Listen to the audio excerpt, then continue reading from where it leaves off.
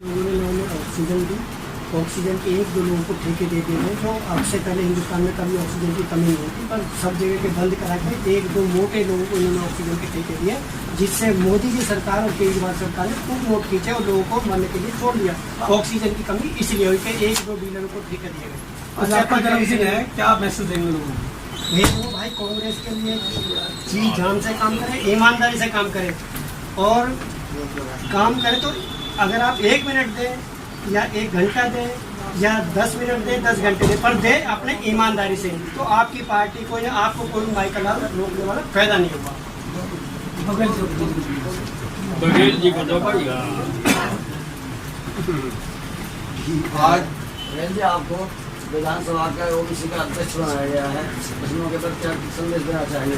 मैं संदेश ये देना चाहता हूँ कि जो बीजेपी और आम पार्टी है ना, इनके विरोध में हम काम करेंगे और जो जो राशन नहीं मिल रहा है गरीब आदमी को, जिनको बहकाया जा रहा है, जिनको के दूसरा कांग्रेस का जाता तो उसे भगा दिया जाता है और गरीब जो आदमी उसको राशन नहीं मिल पा रहा है। कूपन मिला था क्या आपको? कूपन मिला आपके इलाके में? कूपन आए थे हमारे यहाँ कोई सिर्फ बिहार में करीब 70,000 की वोटिंग है, लोगों को किसी भी कूपन नहीं मिला है।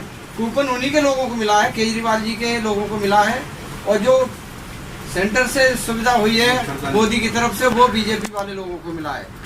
हम जब हमारी सरकार थी तो हमने बिना भेदभाव के हमारी सरकार ने काम कराया और आगे भी हम बिना भेदभाव से ही काम करेंगे।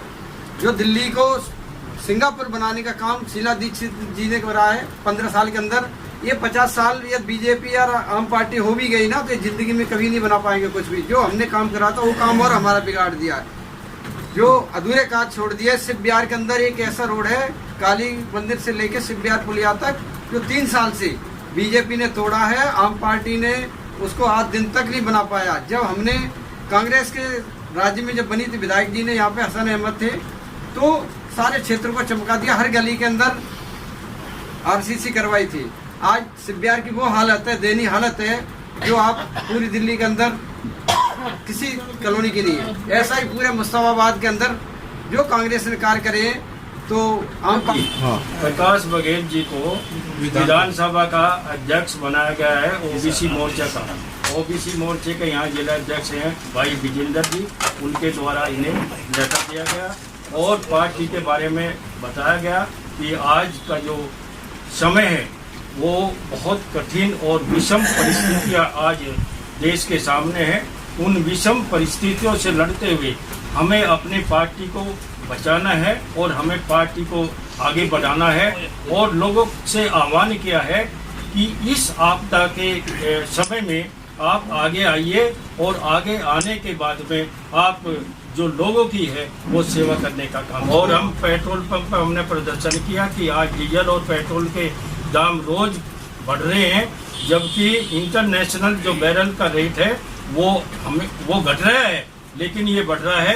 और ये भाई विजेंद्र जी ने बताया, मैं भी आपको बता दूं कि अगर एक्साइज ड्यूटी और वैट अगर हट जाए इन दोनों से, तो आपको 56 रुपये लीटर, 56 रुपये प्रति लीटर पेट्रोल मिलेगा। है बिजली पानी के ऊपर ये राजनीति रोज कर रहे हैं, लेकिन बिजली का भी बिल आने लगा और पानी का भी बिल आने लगा। और कितना ये चालाक केजरीवाल जी है, आपने देखा होगा कि जो मीटर जो हमारे यहाँ लगते थे वो 1 हॉर्स पावर का पहले मीटर था, उस हॉर्स पावर को बढ़ाकर 3 या 4 इन्होंने करने का काम किया, तो उससे उसका रेट जो बढ़ जाता है उसको तो वो मिलता ही है।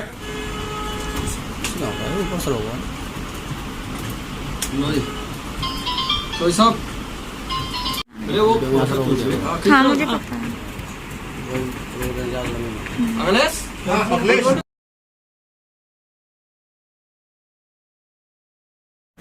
ये तो आपका जन्मदिन का और दो रंग वाला है।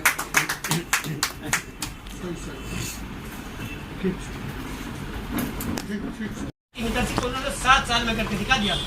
लोगों के पार्ट्स जितने भी शरीर के हैं, चाहे किसी की किडनी है, गुर्दे हैं, आँख है, दिल है, और भी कोई चीज़, सब निकाले गए हैं इस कोरोना की आड़ में और वो बेचे गए हैं।